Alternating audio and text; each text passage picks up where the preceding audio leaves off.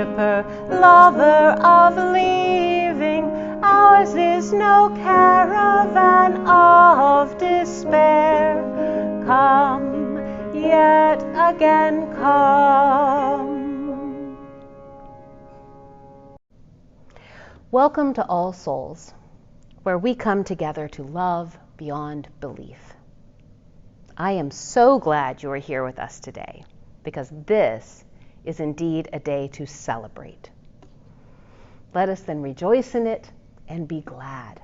Let us count our many blessings. Let us be grateful for the capacity to feel and understand. Let us be grateful for the incredible gift of life. And let us be especially grateful for the ties of love that bind us together, giving dignity, meaning, worth, and joy to all of our days. Please join with me wherever you are in affirming our covenant.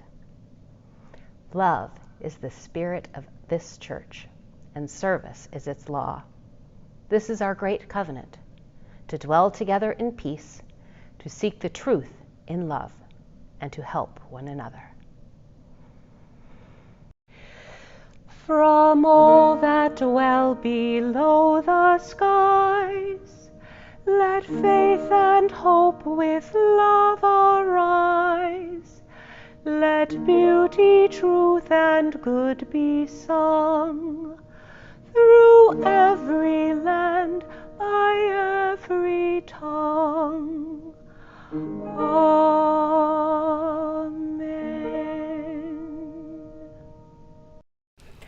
I have a lovely story for you today, written by Tamara Labach, one of our own ministers here for many years, whose daughter Beckett is sometimes with us. And the illustrations, the pictures, are by Laurel Williamson, whose daughters Logan and Devon are often with us as well. So we're really lucky. And this is a coloring book. So none of these pictures are colored in. And if you look online, we should have these downloadable so you can print them out and color them yourselves. This is a special story for our Flower Communion Sunday. It is called Rose Goes to Church. I hope you enjoy it. It explains a little bit about what Flower Communion means here at our church and at churches really all over the world. Unitarian churches have been celebrating Flower Communion for a long, long time. Let me tell you about it. There are wildflowers and tulips.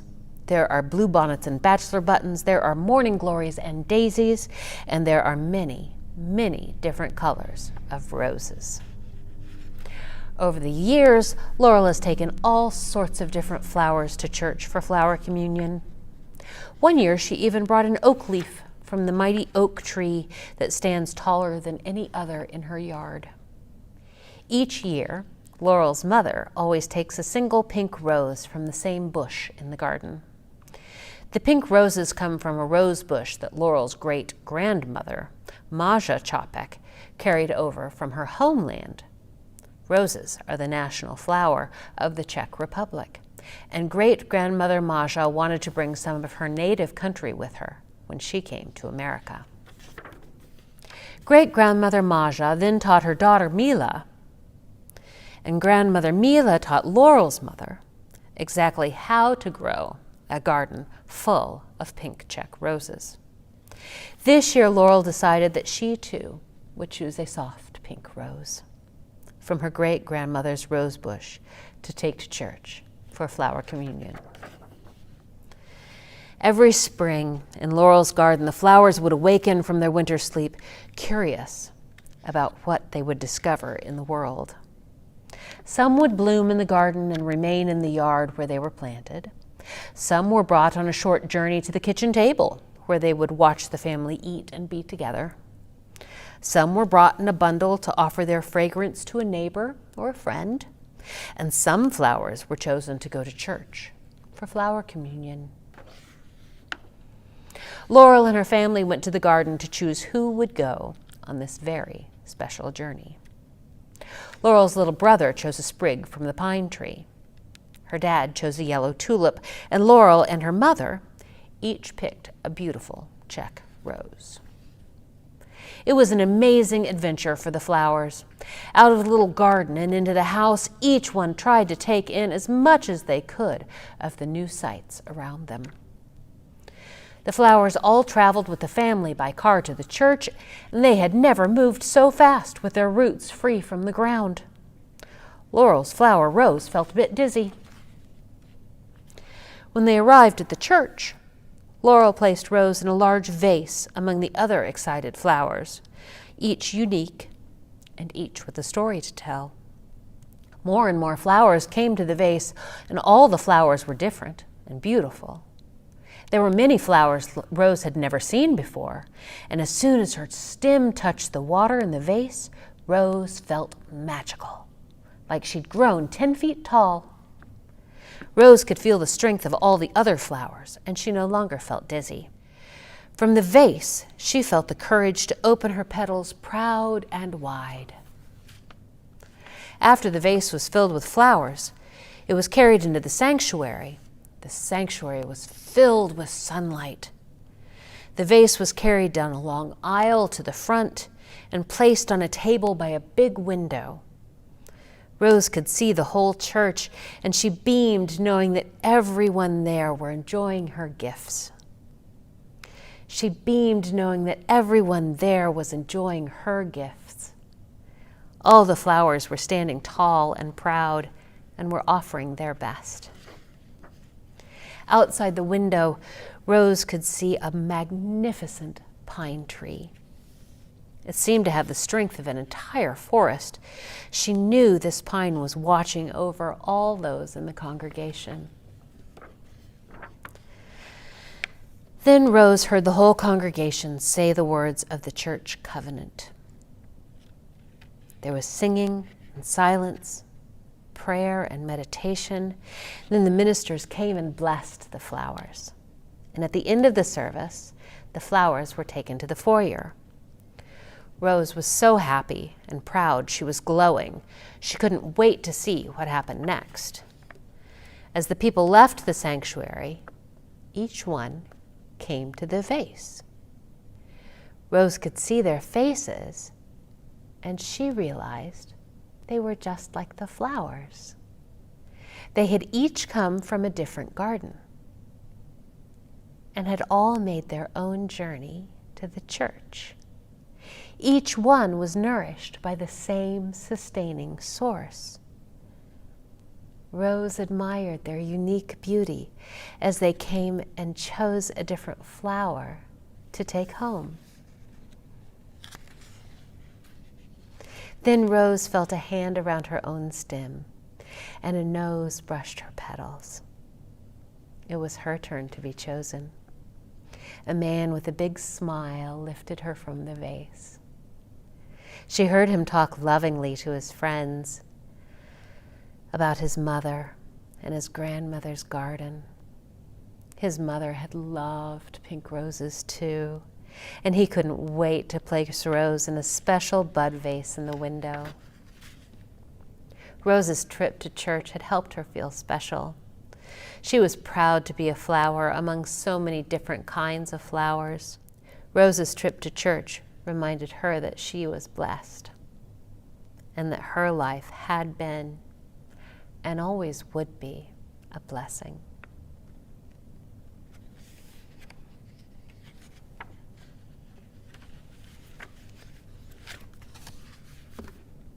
The end. The Unitarian Flower Communion service originated in 1923 with Dr. Norbert Čapek, founder of the Unitarian movement in Czechoslovakia. On the last Sunday before the summer recess, of the Unitarian Church in Prague, the largest in the world at that time, all the children and adults participated in this colorful ritual, which gives concrete expression to the humanity-affirming principles of our free faith. Čapek asked each member to bring a flower to symbolize their individual character. The flowers together were a symbol of being together in one spiritual community. Then, as the congregants went home, each one was to take one flower just as it was, without making any distinction of where it came from or who it represented. This ritual shows that we accept each other as brothers and sisters without regard to class, race, or any other distinction. When the Nazis took control of Prague in 1940, they found Dr. Čapek's gospel of inherent worth and beauty of every human person to be too dangerous to the Reich for him to be allowed to live. Dr. Čapek was sent to Dachau, where he was killed the following year.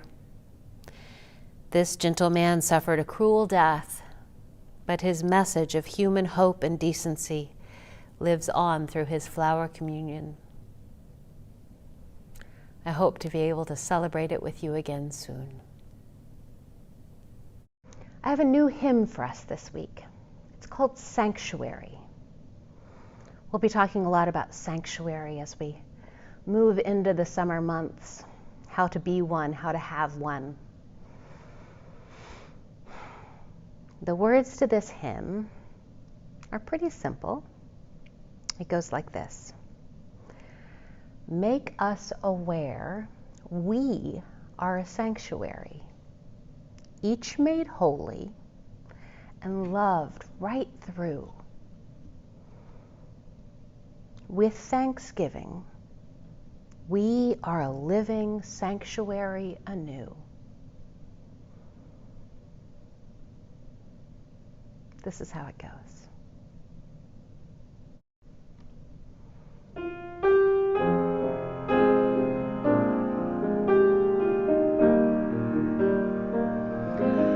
Make us aware we are a sanctuary, each made holy, loved right through. With thanksgiving, we are a living sanctuary anew.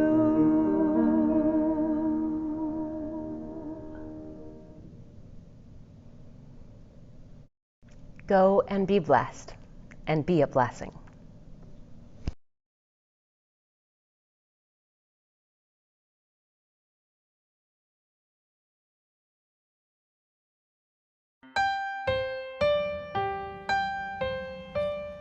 Go now in peace, go now in peace. May the love of all surround you everywhere, everywhere you may go. Go now in peace, go now in peace. May the love of all surround you everywhere, everywhere you may go.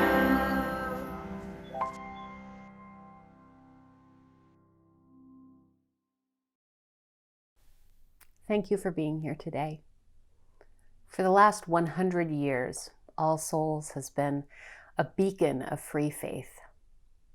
For the last 10 months, we have stretched ourselves to continue to offer incredible programs and services, meaningful ways to connect with each other, serve the needs of our community. All of our programs are offered freely, making every opportunity for growth and connection accessible. We cannot continue to do this work without your support. Please consider making a gift or your 2021 pledge today if you can. No gift is too small. Thank you, and know that we love you.